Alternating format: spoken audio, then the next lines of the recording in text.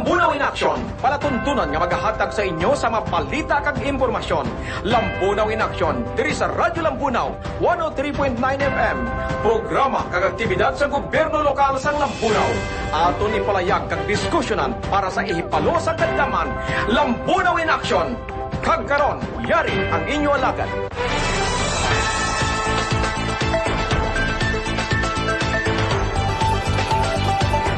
Oras mga biyandri sa Radyo Lambunaw, eksakto alas 9:20 na sa aga.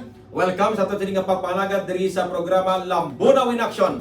Sa karon nga adlaw mga kaibigan sang Martes, pizza 31 kita sa bulan sang Marso sa karon nga tuig 2026 mga kabiyanan.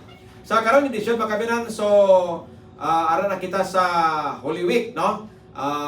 Martes Santo. So ang tanan na nagapamalandong na ang Kristiyanong katilingban sa sining matinion makabiyanan kag kabay pa sa pagkatapos ang Semana Santa may mabag-o kita sa aton sining pagginawi, sa aton sining pagpangabuhi kag ibilin tana ang hindi maayo sining pagginawi may mga pamalandong matabo, no? Kag ini sa subong nga Semana Santa di pila ka adlaw na lang banhaw naman ang aton sining mahal makaako sa Sabado. May misa sa gabi na, may misa pagka Domingo, Domingo di Pasko, no?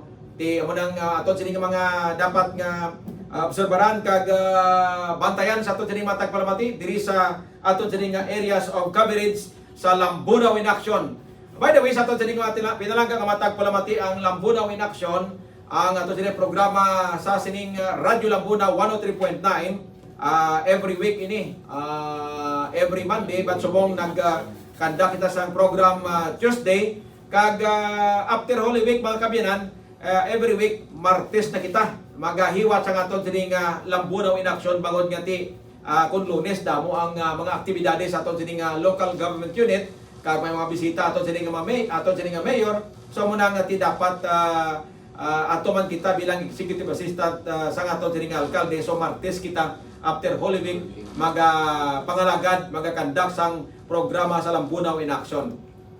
Sa karon mga kabiyanan ng edisyon, upod sa inyo sining alagad, ang inyo sining anchorman, ini si Anay Isbebember Norlinos Banyes, kag ara kita subong executive assistant sa aton sining municipal mayor sa Banwa sang Lambunaw, agud sa alalay man sa pila ka mga function sa aton sining alkalde sa paghimo sa sining mga obligasyon sa aton sining Banwa, especially sa on matter of communication sa aton sining mga kauturan sa pagpalayag, sa pag-disseminate sang information sa kapugusan sining area of coverage sa aton sining Banwa sa 73 ka mga kabaranggayan. Kagang Radyo Lambunaw, ang Lambunaw in Action in support ini mga kabiyanan sa aton sining Municipal Disaster Risk Reduction and Management Office, no? In time of calamity kag mga kinahanglanon nga may mga kalamidad, ang aton sining radyo maasahan yung gid, malauman yung gid, no? Sa aton sining mga tagpalamati. Sa karong edisyon mga kabiyanan, we are glad kag maayo sining tiempo ini kay bulahan ning adlaw bangod nga magaistorya naman kita sang about sa peace and order sa aton sining Banwa kag sang areas of concern diri sa aton sining Central Line, mga kabanawanan diri sa central area kung sa 3rd District Province of Iloilo as far as Capiz, no? Nga coverage makabiyanan sa aton sining Philippine Army ang 12 Infantry Battalion sa Philippine Army. So this time mga kabiyanan, hindi na tapag uyang pasang tiempo, aring aton sining bisita sa sining matinion di ang aton sining Battalion Commander sa 12IB sa bahin sang Camp Severino Carayon sa may Banwa sang Kalinog, bisita ta subong aga. So nagiging panauhin po natin ngayon ang ating Battalion Commander sa bayan po ng Kalinog, but cover para gihapon diri sa Banwa sang Lambunaw, dala kita sa areas of coverage nila. So subong adlaw makabiyanan, kuanda sa sang pila ka mga bagay kag mga development sa pila ka mga program and activities sa focus nila sa ila sining function bilang miyembro sa Philippine Army 12IB diri sa area sang Camp Severino Carayon sa may Banwa sang Kalinog. Ang ating panauhin, magandang umaga po sir, si Lieutenant Colonel Richard Caliba, ang iyong statement sa ating tagapakinig, Sir Caliba. Mayong aga, Sir Norlin, at mayong aga sa tanan na inyong taga Pamati dito sa Radyo Lambonaw 103.9 Yes. FM dito sa Lambonaw in Action na Lambonaw in programa Action. ninyo. So tama yung sabi nyo kanina, Sir Norlin, ako ang bago na battalion commander ng 12 Infantry Light Battalion, kung saan naka-station kami doon sa Barangay Libot, Kalinog, Iloilo. So, ang coverage ng aming area of operations is yung buong probinsya ng Capiz at yung 3 distrito ng Iloilo.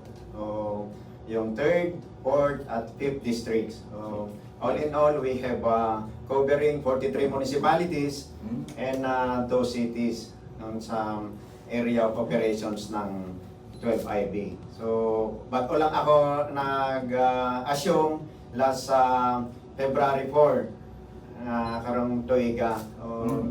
Pinalitan ko ang dating battalion commander natin, si Lieutenant Colonel Garsota. Yes. So, na-assign na siya ngayon doon sa Hamindan, sa 3rd ID.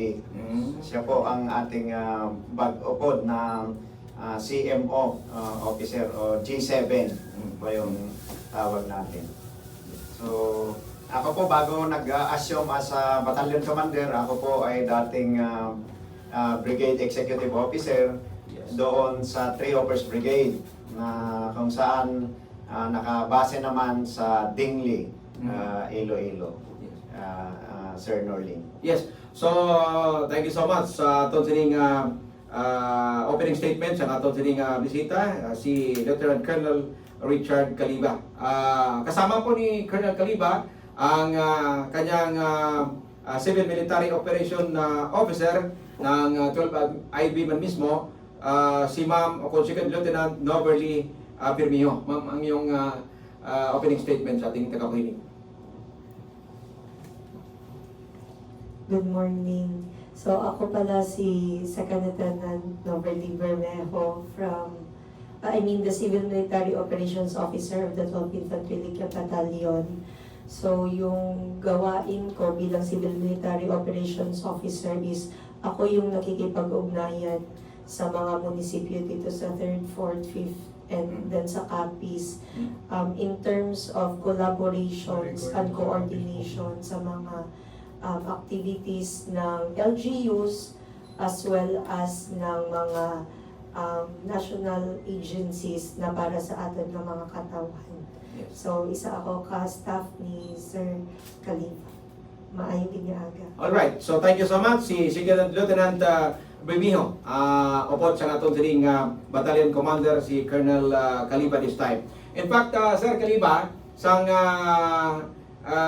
natabo ang change of command, nakatambong kami dito. Ipadala kami sa aton sining alkalde, Mayor Raynor Gonzales. Upod kami sa Vice Mayor, si Vice Mayor Arvin Losaria, kag gusto kong i-acknowledge ang aton sining Executive Assistant on Engineering kag sa Agriculture, si former SB member Nilo Papilera. Upod kami nagtambong sa pag-turnover sa liga dito sa may Barangay Libot sa inyo sining kampo. Maraming salamat po, sir, pagtambong nung nagligan atong change of command ceremony. Okay. No? So, napakinggan mga kaibigan sa ating mga tagapakinig na batian ng aton sining Battalion Commander sa iya sining opening statement upon sa aton sining ang iya sining staff si Second Lieutenant Noverly Bermijo gikan sa Camp Severino Carrion, Banwa Sangalinog ang aton sining bago gin-install nga Battalion Commander, no? So very timely ni subong nga aga kay ilistoryahan ta this time ang ano bala mga development subong kay ti halos nagiging very close last time ang campaign or operation ng ating mga sundalo, ng ating miyembro ng Philippine Army in sa combat operation. Kag siyempre kabilang na dyan ang kung paano ma-win ang sympathy ng ating taong bayan sa area of coverage, no? So bago natin imayin yung mga bawat tapiko natin, sir, hingi lang ko ng konting kung ano saan naka-focus ngayon yung campaign ng ating Philippine Army with regards sa programs and activities ng sa inyong pamumuno bilang bagong battalion commander. So, ang 12IB sa ngayon, sir, ay patuloy na isinasagawa ang mga hakbangin para ma-sustain natin yung gains na nakamit natin previous years wherein Yes. matagumpay nating na dismantle, particularly yung mga guerrilla fronts, yung Central Front actually ang naka-cover dito dati na nanggugulo dito sa bayan ng Lambunaw. So dismantle na sila. Though may mga remnants, pero patuloy natin silang hinahabol. At ang 12IB, ang buong pamunuan at persa ng 12IB ay patuloy na nagsasagawa ng security operations para patuloy na mapangalagaan ang kapayapaan at kaligtasan ng buong komunidad. Kasama ang mga taga-Pumuloyo diri sa Banwa ng Lambunaw. So, sa ngayon, Sir Norwin, ay masaya kami na balita na ang buong probinsya ng Iloilo ay napirmahan na ng Sangguniang Panlalawigan ang ating ang resolusyon na ideklara ang Iloilo na stable internal peace and security status o insurgency free. However, sabi ko nga, may mga remnants pero patuloy natin silang hinahabol. Hindi naman na maka-apekto yun sila kasi they are considered as yung local bandits na lang yan mga yan. So mas madali na nating silang mahabol in collaboration or coordination sa ating mga security counterparts like the PNP. Yes. At kung yun, patuloy kaming nananawagan na kung mas maganda sana na yung peaceful resolution, Yes. makapag-isip sila at sa pamamagitan din ng ating impluensya dito sa radyo, ating mga constituents na nakakapakinig ngayong umaga ay matulungan na ma-encourage natin sila na maipaabot na sana mag-surrender na lang sila kasi ayaw din namin na umabot yung punto na yung mga previous experiences natin na nag-enkwentro na nagkapatayan na namatay sila. Mas gugustuhin namin na bumaba sila, ibaba nila kanilang mga armas at ang daming mga programa na naghihintay sa kanila na para matulungan sila sa kanilang pagbabagong buhay. Nandiyan ang nariyan ang ating Enhanced Comprehensive Local Integration Program wherein mabibigyan sila ng mga livelihood assistance. May mga baril silang isosurrender, may mga kaukulang bayad o firearms remuneration na tawag po natin dyan. Marami pa pong iba. I believe na pag sumurrender sila, hindi lang yung e-clip na naghihintay sa kanila o kanilang assistance, pati ang ating mga local chief executive, Yes. mga sa LGU, tulad ng ating butihing mayor dito, si Honorable Raynor Gonzales. Yes. So, alam ko na handa po silang tumulong kasi si Sir is dating kabaro din namin. Yes. Siya ay isang magiting na general ng Philippine National Police. Opo. Maliban po doon sa security operations na ginagawa namin is sa CMO operations, patuloy namin pinupuntahan yung mga liblib at mga malalayong lugar para magbigay ng mga tulong in coordination sa ating mga may mabubuting puso ng ating mga relevant stakeholders na magbigay katulad halimbawa yung hindi dito sa Lambunaw, yung sa Tapas kami nagpunta noon, yung isang pinakamalayong barangay doon sa Lahog. So nagbigay ang Rotary Club South Iloilo South ng mga solar panel. Mm. Kasi mahirap po kasi Sir Norwin yung kalagayan ng mga tao doon, walang hindi sila yung sa kuryente. No, malaking bagay po sa kanila yon. Pati yung tubig nila, wala silang maayos na water system. Nagbigay sila ng mga jetmatics. At nag-conduct din ang buong pamunuan ng yung medical at dental services ng third ID. Nagpadala, pati yung manpower din ng 3 Offers Brigade at yung pwersa ng CMO Battalion at ang aming batalyon na 12 IB. Okay. So, lahat-lahat na. Isang question lang. Lahat ay padiliwanag na ni Colonel Caliba. But nevertheless, ating tagapakinig, mamaya, isa-isahin natin yung mga every topic, no, na para maliwanag sa ating mga tagapakinig ngayon. No?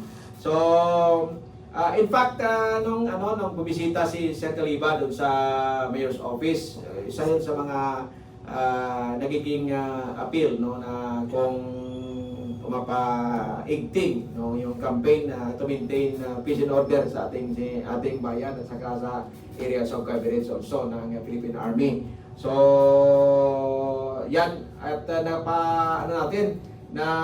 nakapag-decide tayo na pwede natin makatulong kita sa information dissemination sa Philippine Army. That's why na-invite kita dito as per advice pa ng mayor natin na sige, interviewin mo si Colonel Caliba para at least kung ano yung mga program and activities ng Philippine Army, alam ng tao at kung anong status ngayon, no, ng campaign ng Philippine Army. At saka at least alam ng tao na may mga programa pala, no, na let's say sa mga returnees na yan, para kung hindi nila mapakinggan kita ngayon, pero I presume na mapakinggan nila kasi maliban sa live tayo ngayon sa 103.9 dial ng FM station,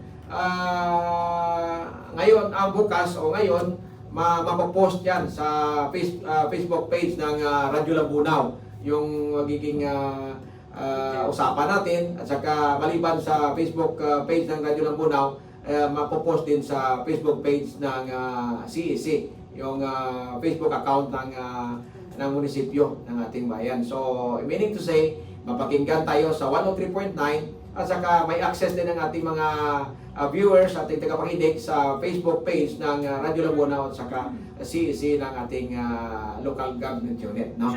So, yan. At saka, this time, sa aton nga mga tagpalamati, nagapamati kamo mga kabyanan, sa mga lechoner naton, ang aton gina-interview subong among si Lieutenant Colonel Richard Caliba. Hindi siya makabilang nagdalos kay anay sa former nga battalion commander sa aton sa Philippine Army sa Camp Severino, Carrion, Calinog, sa may barangay Libot, nga si Lieutenant Colonel Visel John Garzonta, no? So sa mga lechoner naton, sa mga way nakasugod sa aton sa pagpangalagan. So, programs and activities, no, sa Philippine Army. So may gamay kitang overview sa tawag anti-insurgency. Anong padalman tabi subong sir, medyo palaliman natin yung pag-discuss nito. Ano ang bakit may insurgency tayo? Anong punot dulo? Kaunting background lang sa insurgency natin at saka anong effort ngayon, specific effort ng Philippine Army towards the anti-insurgency campaign. Alam naman natin lahat, sir, ang nagligad pa ng mga panahon ng CPP-NPA o ang tinatawag nating Communist Terrorist Group ngayon. Yes. Kasi dineklara na sila ng international terorista. Yes, opo. So, create pa yan ng late Joe Masison. Diba? Kahit namatay na si Juma, kahit pero yung remnant niya patuloy pa rin. No? Namatay kasi yung ideology nila patuloy na naiwan dahil ayun nga, ginagamit nila o tinutungtungan nila yung mga issues na nangyari sa ating gobyerno. Yes. So, legitimate naman actually yung mga issue kasi katulad ngayon, may mga nangyari. Pero okay naman yun. Maayos naman kasi it is a part sa ating democratic form of government. Opo. Ang mga issue na yun, dapat merong check and balance, kumbaga. Of course. So, maayos naman yun. Pero ang hindi tama is dadalhin nila, lalo na yung mga na-deceive o yung mga nalinlang nila doon sa armed struggle o pakikibaka. Opo. So, ang nangyari, yung estratehiya nila na AOM o arouse, organize, mobilize. So, ina-arouse nila yung mga kababayan natin, lalo na yung mga progressive natin sa society, yung mga kabataan, sa pamamagitan ng mga issues na kung saan i-deceive nila, sasabihin nila na ganito, ganyan. Daming problema ng gobyerno, corruption, yung injustice, lack delivery ng basic services sa mga kanayunan. So yun yung mga lagi nilang ginagamit. Pero sa ngayon, hindi naman na yun nangyari. Tulad dati, militarisasyon o yung parang yung mga sundalo, hindi maayos yung pagserbisyo noong unang panahon. Pero sa ngayon, napaka-ganda na po. Kayo po mismo ang makakapagpatunay na ang ating kasundaluhan sa ngayon ay napaka-disiplinado na. Actually, napakabilis po namin mamonitor kung may mga sundalo po kami na nilihis na ng landas. At mayroon po kaming immediate na action taken dyan. Pwede po silang ma-demote o pinaka-worst dyan is ma-discharge o matanggal sa serbisyo. Tapos, pagka balik po tayo doon sa strategy ng CPP-NPA, katapos nilang na-arouse o na-painit yung mga damdamin, na pukaw ang damdamin ng mga kabataan. Kasi ang kabataan po kasi is, alam naman po natin na napaka-adventurous, napaka-aggressive, po. minsan rebellious, na pagalitan ng guardian o mga parents na Maling paniniwala. Parang ganun. Oo, o mahihikayat sila na sumama. So, i-organize nila. So, kayo ang mag-lead ng ganito kasi meron tayong rally bukas. Yung sa Red Letter Days, yung tinatawag natin.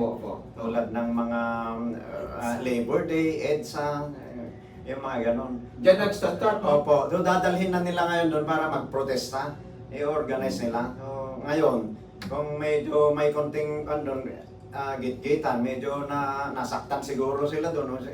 Pumunta tayo dito para i-protesta o sabihin ang ating mga hinaing doon sa kanayunan, pero hindi tayo pinansin. Yun, wala nang ibang paraan.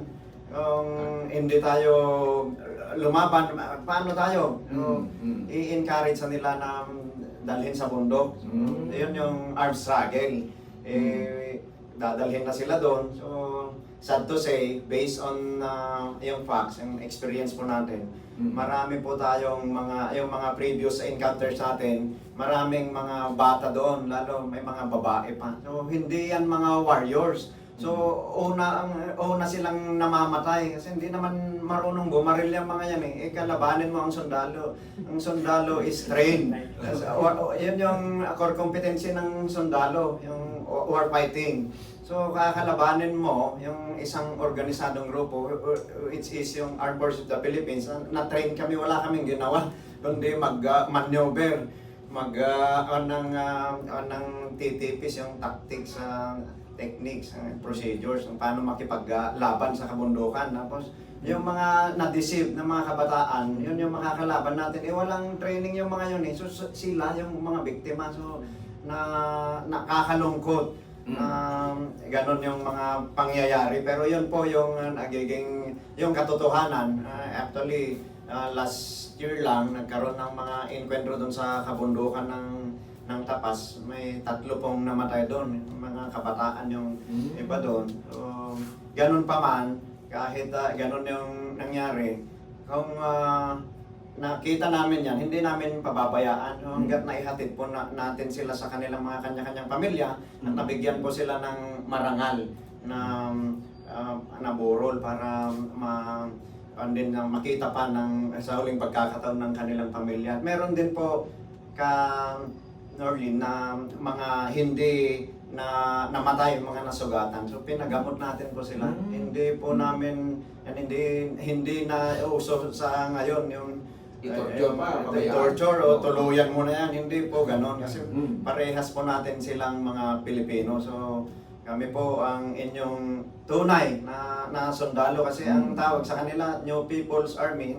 Sila ang hukbong bayan. Hindi iisa lang ang legitimate na armed forces ng ating gobyerno. Kami po inyong Armed Forces of the Philippines, Philippine Army.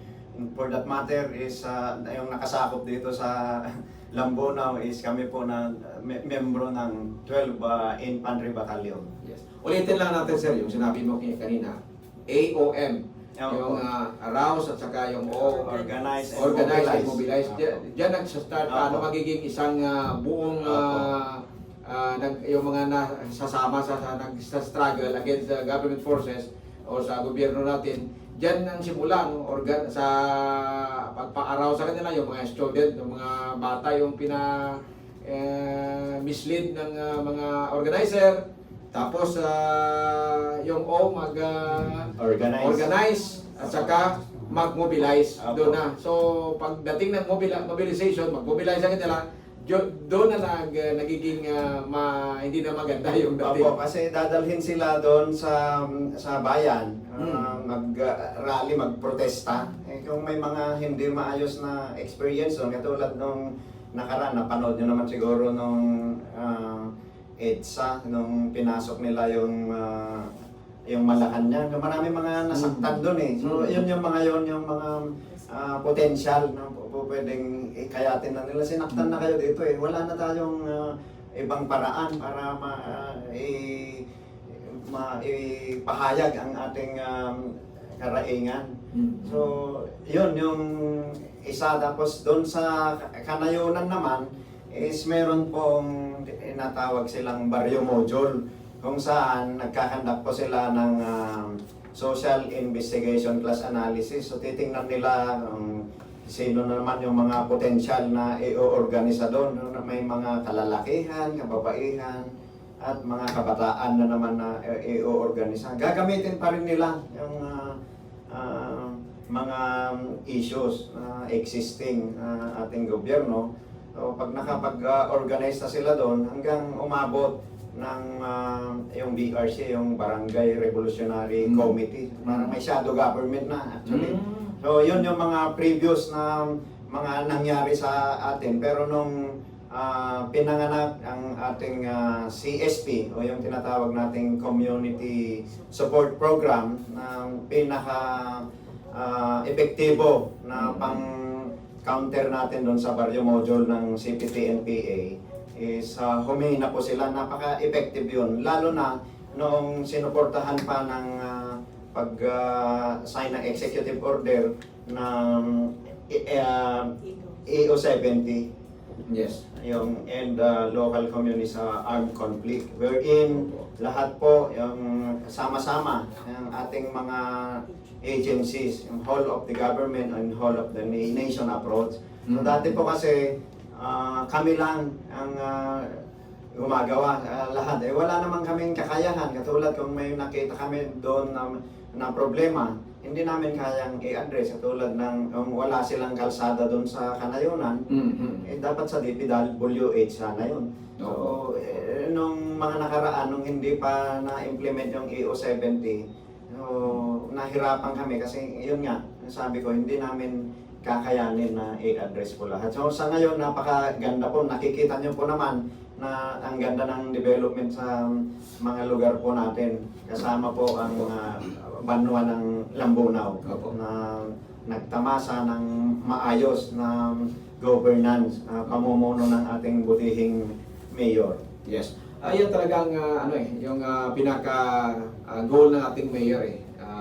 Lahat mabigyan ng magandang daanan yung mga constituent natin, yung farm to market roads natin na mapapaganda, and especially dun sa mga bundok, no? Para at least magiging mabilis yung takbo ng transportation even sa bundok, sa mga mamalayong barangay. By that, yung yung mga produkto nila mabilis ang pagdala. Saka in return, di income para sa kanila. Saka mapaaral yung mga anak nila. So by sending their children to school, edi ma-educate, yan isa sa mga pamamagitan, pamamaraan upang mapababa natin yung percentage ng armed struggling o armed struggle later on, di ba? Yes, sir. So, ganda, no? Maganda. So, nagpapabati ko mga kameran sa kay Colonel Richard Caliba, ang battalion commander sa taon sining 12 IB sa Banwa, Sangalinog. So, nandito pa rin tayo, sir, sa anti-insurgency. Nabanggit mo kanina yung EOM kasi nagpo-focus ako doon kasi yun talaga ang nakikita natin na kung bakit marami ang nagsasama sa mga ganitong ideolohiya, no? Naudyukan sila. So, yung sinabi mo EOM, arouse, organize, mobilize, yung kanilang strategy. So, dahan-dahan lang hanggang maabot ng kanilang yung goal nila na maudyukan yung mga kabataan at magiging gumagawa na ng hindi magandang mga activity like mga nagpo-protest sila at saka gumagawa na ng mga undesirable na mga activities against sa ating society. So, paano sa Philippine Army sa inyong under sa inyong jurisdiction ngayon, paano nyo i-combat ito? Paano nyo gawa ng pamaraan upang mapababa yung percentage ng mga kabataan na yung campaign na ginagawa nyo to combat this? Opo sir, sa ngayon ang ating effort para ma-prevent natin yung Yes. ganyang estratehiya ng CPPNP, yung CTGs. Sa ngayon ay mayroon po kaming ongoing effort sa yung tinatawag naming White Area Operations, wherein magde-deploy kami doon sa mga areas kung saan maraming na-monitor kami na nire-recruit o may mga na-establish na silang KAMOS, yung CTG mass organizations, yung affiliated mass organizations, yung KAMOS. So, ang mga yon is against government na organization yung mga yon. Sa ngayon, meron po kaming effort doon may dalawa po kaming deployment doon sa Barotac Viejo, sa Iloilo at sa Rojas. So, ginagawa natin doon is patuloy natin silang kinakausap at sa ngayon, yung mga na-establish nila na mga KAMOS o yung left-leaning organizations is na-transform po natin sila, na-unearth natin at na-transform natin into a pro-government organization, people's organization, wherein nagtulong-tulong na naman yung mga iba't ibang ahensya ng gobyerno tulad ng DOLE, TESDA, DSWD, para ibigay ang nararapat at kaukulang serbisyo kasi mayroon pong SLP, yung Sustainable Livelihood Program na binibigay kung saan nagbibigay ng proyekto, livelihood project yung isang agency. Malalaki, minsan 500,000, 600,000, depende po sa magiging proposal. Tinuturuan natin yung organization paano gumawa ng project proposal, ano po yung naaangkop o akma doon sa lugar nila, katulad doon sa Barotac na sinabi ko, at yung sa Rojas is alam naman natin na yung unang pangkabuhayan ng mga tao doon is yung sa fishing kasi coastal areas po yung mga yon. So marami po tayong na-prevent doon. Actually mayroon pong sasampasana sa armado na 2 kabataan, pero we are successfully prevented that event kasi na kita natin, so hindi natuloy. Tapos patuloy nating tinutugis ang mga recruiter doon. Actually nagtatago na po sila in coordination sa ating law enforcement agencies, yung mga kapulisan. Yung iba may mga warrant po na inahawakan natin. May mga existing na sila na mga May mga kaso na- na-commit na crime. Opo, oo. So, ayun po yung effort natin dyan. At maliban pa doon sa mga lugar na nabanggit ko, Yes. pinupuntahan din po natin yung mga tertiary schools, yung kahit nga sa elementary, nagkakandak po kami ng feeding program in coordination sa ating mga relevant stakeholders. So, ibig sabihin na as per your monitoring, hindi lang pala doon sa mga mamalayong mga barangay, sa bundok, Opo. let's say, kahit doon sa mga coastal towns, and Opo. may mga paaralan doon, mga university din doon, colleges. So, mayroon silang pinapadala ng mga nagre-recruit, parang ganun. Yes po, kasi organisado na kahit sa school. Actually, napaka-organized yung recruitment nila eh. Talaga. Kahit sa labor sector, meron yan. Oo. Sa Peacerpog, sa Pisan, kompleto yan kahit sa school. Alam naman po natin lahat yan. May mga school tayo na napaka-progresibo. Yes. So, doon nang gagaling yung mga leadership nila. Mm. So, ang ginagawa po natin yan is pinupuntahan natin yung mga school at nagkakandak po tayo ng mga forum wherein bibigay tayo ng security awareness para mapakita kung sino yung mga progresibong grupo na po pwedeng mag-deceive o manlin lang sa kanila para mapalayo na ang mga kabataan. So, mga bata from elementary, high school at college po yung effort natin in coordination with other agencies. Yes. Like our National Intelligence Coordinating Agency sa PNP po. PNP yan. Oh. So, yun, yung mga kung sakali stage by stage, after na ma-arouse, ma-organize, din i-mobilize na nila, tulad ng nabanggit mo kanina na pag mga araw ng mga mayroong Labor Day, so yan, nagtitipon-tipon sila doon sa kung saan pinagagawa ng rally. Oo, parang gano'n. Di, yun ang mga starting point niya. Arouse nila through maling maling mga paniniwala upang malihis nila yung paniniwala ng mga kabataan. Tama po. Yes. So, yan ay sa peace and reconciliation effort. Mayroon kayong kinakandak na mga activity. After that, yung community support program, sir, ng yung pamunuan sa Philippine Army. Anong ang mga specific na community support program? Ilan din nun, banggit mo naman, pero at least specifically ngayon, anong kinakandak mo ng mga community support program? Yes, si ma'am. Mga community, ilan lang na mga community support program na ginakandak ng Philippine Army. Kung mayroon. Sa ngayon po is yung ginagawa natin is yung sustainment operation natin doon sa mga nakandakan natin previously ng CSP or your community support program. Meron po tayong tinatawag na MCSSP. Ang unknown is iso-sustain natin yung gains para doon sa mga lugar na previously affected areas o kung saan dati may mga na-organize ang ating mga kalaban o yung mga NPA doon sa area to prevent yung recovery efforts and resurgence. Kasi binalikan na naman nila yon, takutin Yes.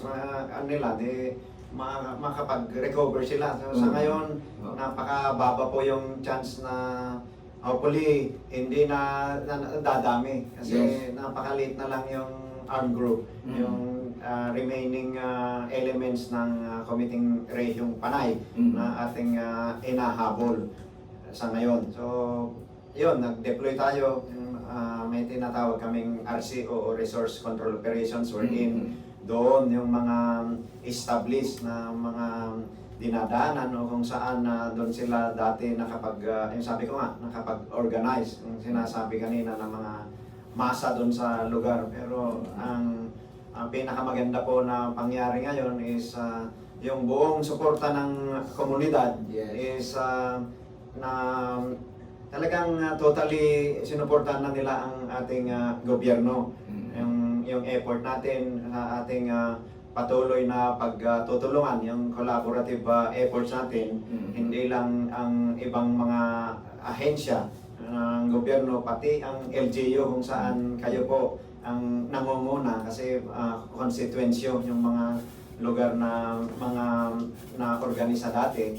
At, Ito may concentrated mostly sa mga conflict affected communities. Opo, yun sa conflict affected areas o yung natawag nating GIDAS o Geographically Isolated Disadvantaged Areas. Ito is yung mga far-flung areas na pinaka-farthest na mga barangays na natin. Dito sa Lambone, actually wala naman masyadong ganun dito. Simula nung na-dismantle yung Central Front. At nakikita naman natin, napakaayos po yung governance o yung delivery ng basic services dito sa Banwa ng Lambunaw. So ang concentration po natin ngayon is doon na sa area ng Tapas, sa Capiz naman po. So, ibig sabihin na dito sa area ng Iloilo, especially ng Lambunaw, wala tayo na-dismantled na yung Central Front Committee. So, ngayon yung concentration ng operation doon na sa Capiz and specifically sa Tapas. Mga ilang area pa dyan yung sabi natin ng mga parang belong siya sa parang nasa watchlist pa rin ng inyong pamunuan kung sabihin natin na conflict affected communities sa mga ilang areas pa dyan. Yan na lang naman po, sir, yung sa mga bulubunduking bahagi ng Tapas at boundary ng dito papuntang Aklan, ito sa Kalinog. At may mga pangilang-ilang din na namomonitor pa rin tayo na gumagalaw papuntang Antique, tapos dito sa Jamal area, pero napaka-minimal yung sabi ko nga na Yes. hopefully hindi na yan dumami sa pamamagitan ng pagtutulungan natin at yung mga continuous effort natin na may pakita sa tao na ito yung gobyerno, ito yung totoong gobyerno. So, Continuous effort ng Philippine Army plus support ng local government unit. po. Yan po yung napaka-importante na sana masustain natin yung ganong magandang approach. Of course. Makikita po ng mga komunidad na tama, bakit tayo sasali sa walang kwentang pakikibaka? Wala naman tayong makukuha dyan. Nandito ang gobyerno na handang tumulong sa atin, bakit hindi natin suportahan? So nakikita naman natin yung full support ng ating mga communities, sir. Halos alam naman ng tao dyan na kung ano talaga yung ginagawa ng Philippine Army bawat araw, di ba? At napakinggan ko rin mayroong radio station ata dyan sa Kalinog, no? Opo. Na bawat program nila parang ano lang, information dissemination, yung pakikayat sa Yes po. mga tao na ganito, ino-orient yung tao na yung Philippine Army natin may ino-offer na mga programa, bakit pa kayo doon nagsasali, bakit patuloy kayo nagsasama sa armed struggle na balik kayo sa sama na kayo sa gobyerno, may naghihintay sa inyo na mga sa support program mayroong binibigay na mga assistant, no. Malaki naman yung binibigay na assistant, parang magamit talaga sir na magbagong buhay yung mga kapatid natin doon sa bundok. Pero para at least alam ng tao na bakit pa kayo dyan sasama na ito magbagong buhay na ka, tsaka ma-take care mo pa yung family mo, no, di ba? Yes, sir. Kaya nga po, sir, nung sinabihan ako ng ating CMO officer, Yes. Noverly, na iniimbitahan po kami na maging inyong panauhin dito sa Radyo Lambunaw.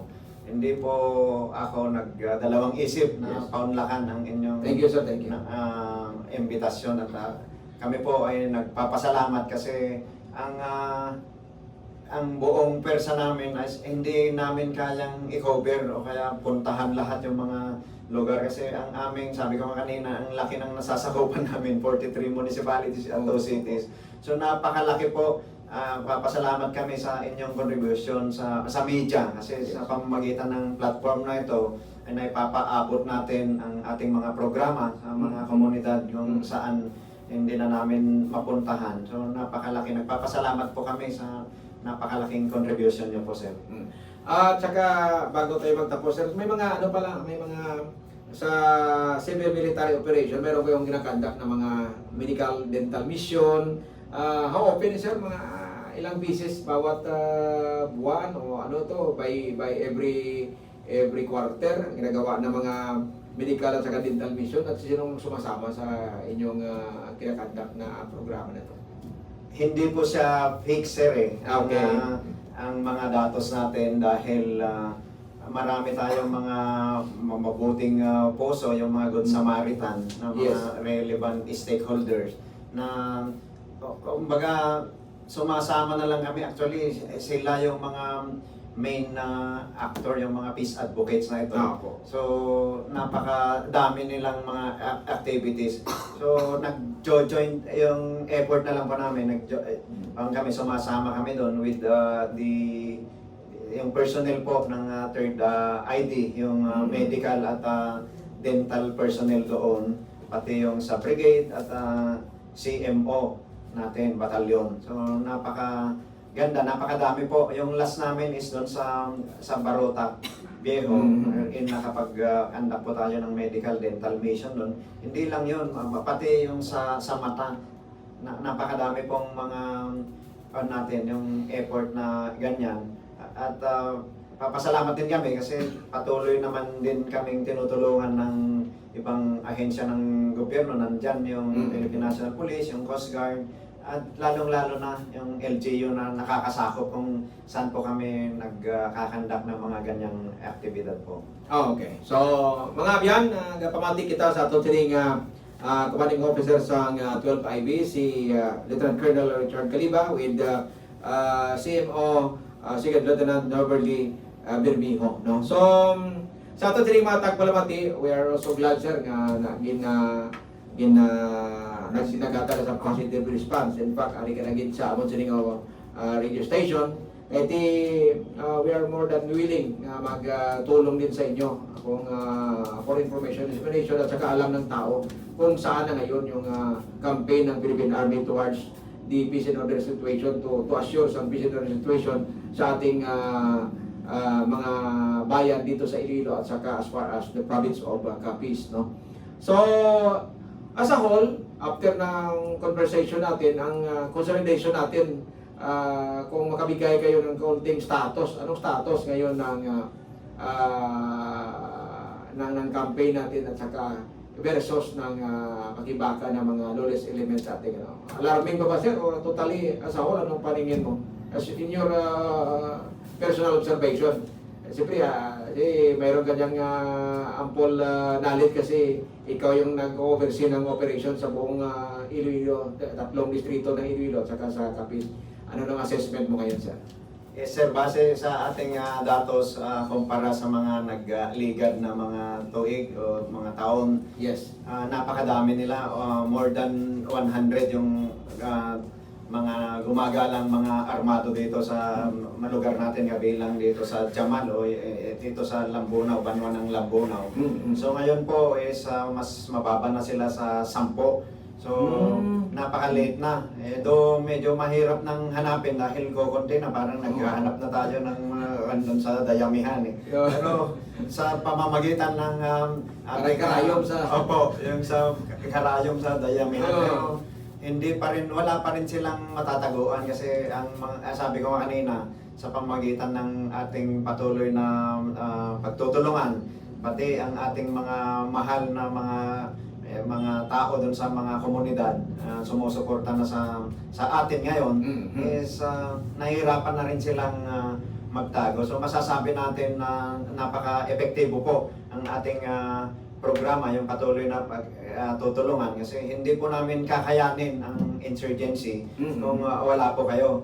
So napakalaki po ang pasasalamat namin, inyong patuloy na suporta at makikipagtulungan sa Armed Forces of the Philippines, particularly ang Philippine Army at ang 3ID at sa 12 Infantry Battalion. Alright. So, sa liwat, si Colonel Caliba, ang aton sining commanding officer sa 12IB. Si sangalan sa amon sa ring Mayor Raynor Gonzales, Vice Mayor Arvin Losaria, and the rest ng mga SB members.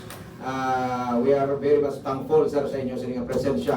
At least we work hand in hand for the magdalasang katawayan sa aton sining buko sining probinsya kag sang probinsya sa Iloilo kag sa Capiz. So final statement siguro no, para sa kung may ipanawagan ka o kag ano pang gusto mo i-remind sa aton sining mga tagpalamati sa aton sining sa inyo sining mga pumuluyo under sa imo sining areas of coverage Lieutenant Colonel Caliba sir. So maraming salamat sir. So, aking panawagan sa ngayon sa ating mga natitirang mga kapatid na naligaw ng landas, mga gumagalang bino natin mga NPA. Yes. Sa mga iba't ibang kung saan man kayo naroroon, kung marinig nyo ang aming panawagan, ay patuloy namin po kayong hinahikayat na bumaba, ibaba na ninyo ang inyong mga armas at sumuko na kayo. Kasi alam ko na namingaw, na-miss na kayo ng inyong mga pamilya. Yes. Lalo na may mga anak din siguro kayo, asawa, o mga magulang na matagal na naghihintay sa inyo. Ang buong pamunuan ng 12IB ay handa kayong yakapin para tulungan na makapagbagong buhay. Yung sabi ko nga kanina, napakadami ang mga naghihintay na mga benepisyo para sa inyo para makapagsimula kayo sa inyong pagbabagong buhay. Hindi lang yung ICLIP, pati ang local government units ay handang tumulong. Alam ko, marami po akong nakakausap sa pag-iikot ko sa aking mga courtesy calls is yun din yung mga advokasya ng ating mga local chief executives o mga municipal mayors na patuloy na tutulong sa ating mga kababayan, mga ating mga kapatid na naligaw ng landas. Alam naman namin na nalinlang lang din kayo. Yung mga nag-recruit sa inyo, yung iba namatay na. At si Natonying, Namayok, wala na, nakulong na yung mga iba. At sana hindi tayo umabot ng pagkakataon na tayo ay magpang-abot sa kabundukan at mag-enkwentro kasi siguro namin na mananaig ang persa ng gobyerno. Yun lang sir, at nagpapasalamat kami sa Radyo Lambunaw sa inyong pag-imbita sa amin para makapanayam ninyo sa umagang ito. Maraming salamat po ulit. Alright, so nabatihan mga kabiyano natin sining commanding officer sa 12IB sa Panwasang Kalinog sa Barangay Libot sa Camp Severino, Carrion, Kalinog with Second Lieutenant Noberly Bermejo. May statement ko si Ma'am Bermejo. Mag-shout out na lang. Sige, proceed. Hi sa mga taga-Lambunaw. Ang Yeah. closing statement ko lang is, yung sinabi nga ng battalion commander always sa amin, peace is everybody's concern. And security also. Yes. Also, gusto ko lang i-shout out ang mga constant partners namin yung taga-Lambunaw. Yes, mo sila Oo, si Ma'am Beng. Si Ma'am Beng, si Ma'am June, pero sa city siya. Ato kami kagabi. Ay, arak ko ito sir. Kapapon dito sila sa interview sa inyo. Ay, was Yeah. Tapos si Doc Lucen sa hospital. And si ano din sir, si Sir Galan, partner ng Yes, sa FDR. taga-MDR. Yes sir. Yun Okay. lang po sir. Thank you. Okay. So, thank you so much sa ito tinigin mga bisita, ang commanding officer sa 12IB, Colonel Richard Caliba, kag Second Lieutenant Noberly Bermejo sa Barangay Libot, Camp Severino, Carrion, sa Panwasang Kalinog, Iloilo. So, sa ito tinigin mga tagpalamati, kung na-notice nyo sa Liga de Semana, gin-interview taman una. No? Supposedly, una kamo tani sir nga gin-arrest naman for interview, garing 5 ang sequence bala. Ang daman namin siguro raho naman ng local PNP bago ang keting coverage ang PNP diri sa Banwa. So after sa PNP amo na schedule ko kamo para sa interview diri sa Lambunaw in action. So purposely inigid para sa pag-disseminate sa information kaya ang local radio station sa Lambunaw ang 103.9 establish ini para maka-augment kami sa information dissemination in support man sa Municipal Disaster Reduction and Management Office, no, kay Sir Galan. Ti kinahanglan din pag-abot sa mga calamity, iti way naman to kasi wala kuryente, wala sang internet, so malauman lang is radyo. So that's why bisan limited lang ang areas of coverage namon, pero kung abot sang time na may kalamidad, makita nila kung ano ka beneficial, ang benepisyo sa radio station para sa pag-disseminate ng information sa mga kabaranggayan. So, sa ato sini matag palamati, nahimos-himos nato sa nga interview sa peace and order situation sa Bugos sa tatlo ka distrito diri sa Iloilo kag sa bilog probinsya sang Capiz sa under sa coverage sa aton sini nga bisita sa buong si Lieutenant Colonel Caliba and Second Lieutenant Bermeo sa Philippine Army 12IB sa Panua, San Carino. Ubot sa aton sini nga mga support staff sa buong Tinion Makabanan with Marvelin Villa kag Hazel Lastimoso, ang aton sining technical man, aton disc jockey diri si Tito George, kag ngupon niyo sir, si ang inyo partner, Si Marlon, Sir Marlon. Thank you so much, kag madamong gid nga salamat. Kalitaray kita sa after Holy Week, no? Sunod semana Martes na kita magabalik sa aton sining programa diri sa Lambunaw in Action. Opo sa inyo sining alaga na inyo sining anchorman, ini sana is Bebember Torlinos Banyes, maayong aga.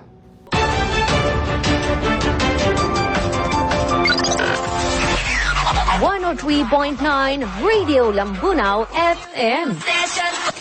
Uhahay!